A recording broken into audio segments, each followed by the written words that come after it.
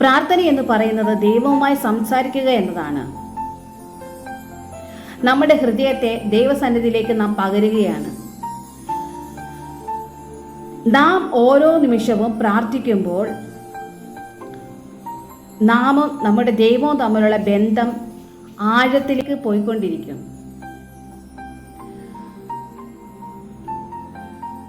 നമുക്കറിയാം, ദാനിയേലിനെ നോക്കുകയാണെങ്കിൽ ദാനിയേൽ 3 നേരം മുട്ടുകുത്തി പ്രാർത്ഥിച്ചു എന്ന് പറയുന്നത്.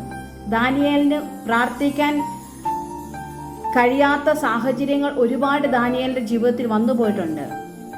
പക്ഷേ ആ സമയത്തും ദാനിയേൽ എന്ത് ചെയ്തു? താൻ ഏറ്റവും അധികം വിശ്വസിക്കുന്ന ആ ദൈവത്തെ മുന്നിൽ കണ്ടുകൊണ്ട്, ആ ദൈവത്തിൽ മാത്രം വിശ്വസിച്ചുകൊണ്ട്, ആ ദൈവത്തിൽ മാത്രം ആശ്രയം വെച്ചുകൊണ്ട് ദാനിയേൽ 3 നേരം മുട്ടുകുത്തി പ്രാർത്ഥിച്ചു. ദാനിയേൽ ആയിരിക്കുന്ന ആ രാജ്യത്ത് രേഖ എഴുതിയിരിക്കുവാണ് പ്രാർത്ഥിക്കരുതെന്നുള്ളത്. പക്ഷേ ദാനിയേൽ ധൈര്യത്തോടെ പ്രാർത്ഥിക്കാൻ തുടങ്ങി.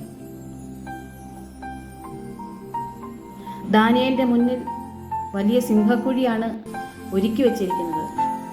പക്ഷേ ദാനിയേലിനെ ആ സിംഹക്കുഴിക്കകത്ത് ഇട്ടിട്ടും ദാനിയേലിന് ഒരു കേടും സംഭവിച്ചില്ല. ഇന്ന് പ്രാർത്ഥിക്കാൻ തയ്യാറായിരിക്കുന്ന വ്യക്തികളെ, നിങ്ങളുടെ വിഷയത്തിനകത്ത് നിങ്ങൾ ഒരിക്കലും തകർന്നു പോകത്തില്ല, നിങ്ങൾ നഷ്ടപ്പെട്ടു പോകത്തില്ല. മറ്റുള്ളവർ പറയാം, തീർന്നു, ഇനി മുന്നോട്ടൊരു ഉയർച്ചയില്ല, തകർന്നു പോയി. പക്ഷെ മനുഷ്യരുടെ വാക്കല്ല അവസാന വാക്ക്, ദൈവത്തിൻ്റെ വാക്കാണ് അവസാനത്തെ വാക്ക്.